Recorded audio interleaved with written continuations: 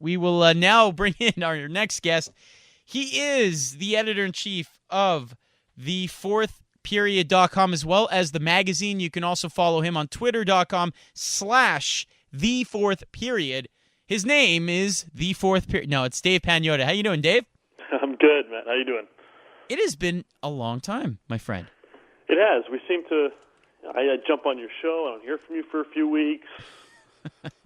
Here's the deal. Here's the deal. So the last couple of weeks we were off because of the various holidays, specifically on the Tuesday nights. And Sunday, our show for the last few weeks or couple months has been commandeered for NFL football. So I've been hosting the football coverage on Sundays. So it has not been a snub of you in any way. Well, I appreciate that. That's good to know. Yeah. So I've just been informed that you were at the Big House for the outdoor game. How was that? That was a great experience. It really was, and it was the first time I had a chance to attend any of these winter classics, and it gave me a new appreciation for the outdoor game itself. And with all the hoopla that's going on this year, with the 6 of them this year, and they're going to have at least 4 next year. I'm not sure when they're going to announce that, but they'll have at least 4 next year in total. I finally understood what all the hype was really about. It was an unbelievable experience, and if anyone has an opportunity to go to an outdoor game, whether it's in your backyard or in a different city, I highly recommend it. It's something you won't forget. Now, Dave, I'm a little surprised. You do a lot of traveling during the NHL season. You've never been out to a game.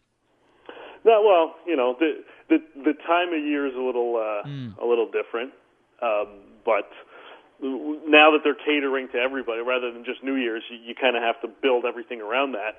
Now that they've got all these other outdoor games and the Heritage Classic and the Stadium Series that they've got scheduled throughout different points of the year, it makes it a little more accessible for other people, myself included. This year, a little closer to home, so it made it a little easier of a trek down to Ann Arbor for it, and I'm happy I did it. It's outside of the fact that there was 105,000 people, just the whole experience of going to it, the tailgating that happens before the game, and everything that happens during and after. It's something cool, and the sight lines for these types of venues, for the most part, are really good. So wherever you're sitting, you're going to get a good view of the game.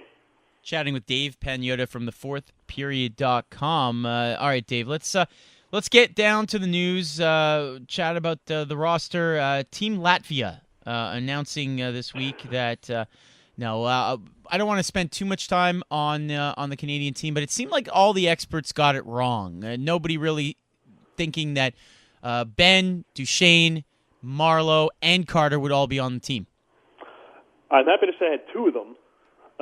I did not have Marleau and Carter on my team, but looking at the numbers, I'm not overly surprised that Carter made it just by the numbers. He's got 15 goals in 32, 33 games, something like that.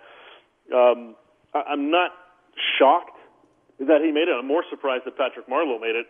And I'm even more surprised that other guys like, Logan Couture, even though he's injured, going in for surgery, Marty St. Louis especially, that these guys, Claude Giroux, that these guys didn't make it, and whereas, Patrick Marleau and Rick Nash are on the team. So you can look at it any which way. There's someone's going to be upset about something, but I didn't expect there to be this type of a kind of shock and awe for the Canadian national team like there was with the U.S. without having Bobby Ryan and Keith Yandle on there. I wasn't expecting this. I'm looking at some of the other teams. I am a little surprised. Look that, for example, with an assist tonight, he's having a very good year. He's only a couple of years away from having a 30-goal season. That the Czech Republic does not have Radim Vrbata on their team. There's a lot of guys all over the place that you look at and you go, how did this guy not make the team? There's him. There's Yuri Hudler. There's Victor Hedman on the blue line for Team Sweden, even though he was notified well in advance that he wasn't making the team. You look at these rosters and you go, all right, well, I kind of get it, but are they going with the best, or are they trying to do what the U.S. is trying to do in putting out the best collective group versus the actual best that are out there? And you can do both, And that's it. Just it seems like everyone's trying to do that, and there are just glaring omissions from certain nations. Mm-hmm.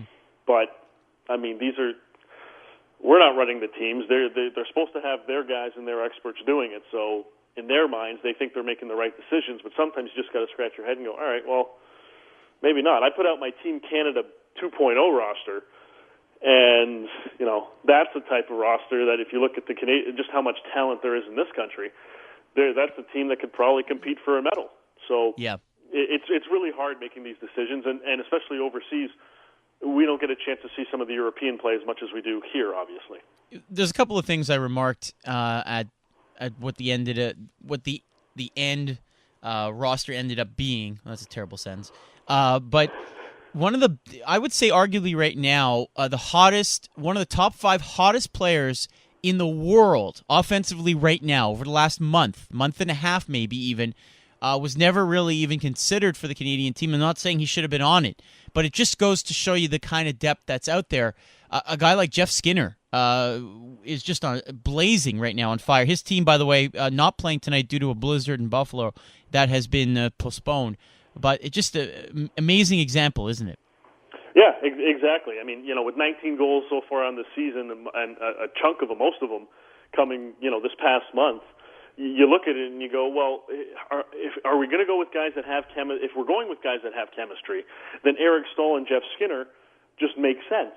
But more so Skinner because of how offensive he's really been. And there's another guy you look at in terms of positioning.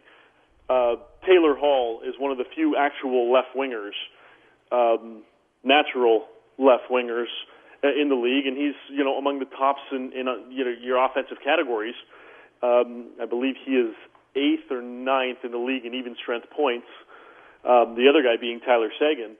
And these actually, even Seguin, I mean, these are two guys that have just been absolutely dominant putting up the numbers. Seguin, you question because he's a centerman. They got so many centers. But on the left side, you got Jamie Benn, and really you have Taylor Hall and kind of Patrick Sharp, who's been playing the left more so than anything, but he can play both sides. Marty St. Louis can play both sides.